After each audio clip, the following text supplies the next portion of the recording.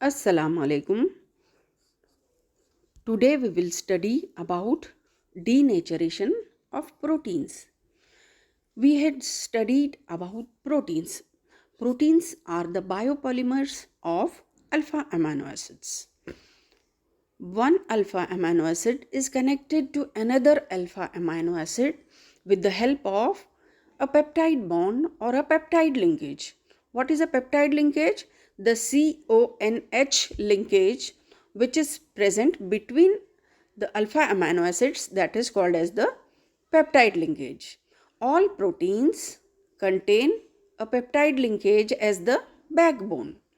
क्योंकि प्रोटीन्स कई amino acid से बना हुआ रहता है और एक अमाइनो एसिड दूसरे अमाइनो एसिड को पेप्टाइड बॉन्ड के ज़रिए से जुड़े हुए होते हैं.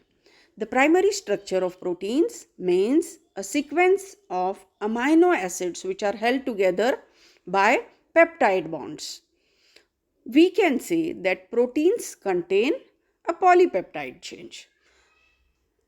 This polypeptide chain means यानी कई CONH linkages इसमें present रहेंगे क्योंकि कई अमीनो एसिड्स की लंबी चेन जो है उसे हम कहते हैं प्रोटीन. अब डीनेचरेशन ऑफ प्रोटीन्स क्या है वो हम उसके बारे में पढ़ रहे हैं. When proteins are heated or treated with inorganic acids, alkalis or heavy metal salts, then the denaturation of protein occurs.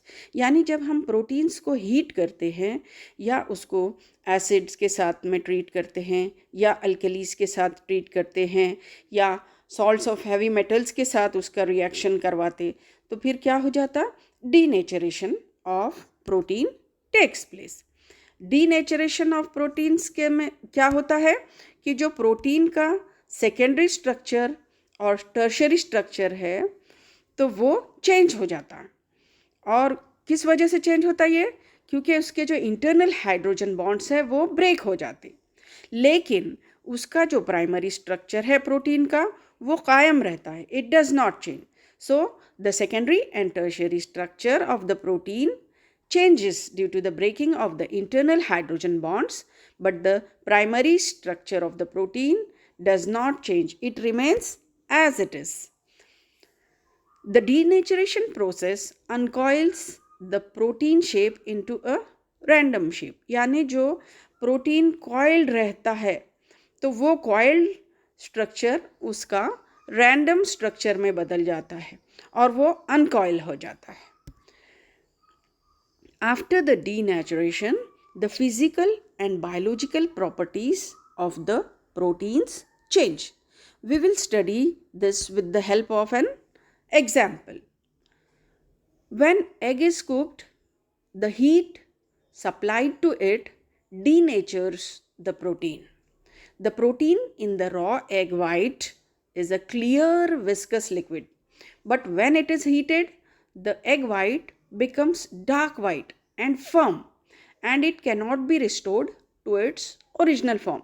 यानी जब हम देखेंगे कि जो कच्चा अंडा रहता है raw egg, it contains the egg white as a clear viscous liquid. आप देख रहे हैं पहले फोटो में कि किस तरह से वो क्लियर दिखाई दे रहा है. हमें एग वाइट जो है एकदम क्लियर नज़र आ रहा है. दूसरे पिक्चर में आप देख सकते कि जब हम उसको हीट करते हैं तो वो डार्क वाइट हो जाता है. एग वाइट कैसे हो जाता है? एकदम डार्क वाइट और फर्म हो जाता, और वो जो है पहली शक्ल में हम उसको नहीं ला सकते. So this is the result of denaturation of protein. It is an irreversible process and proteins easily get precipitated.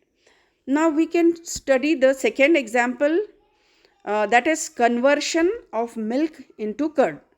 This is the first picture shows milk and the picture which is on the right side shows how milk turns into curd.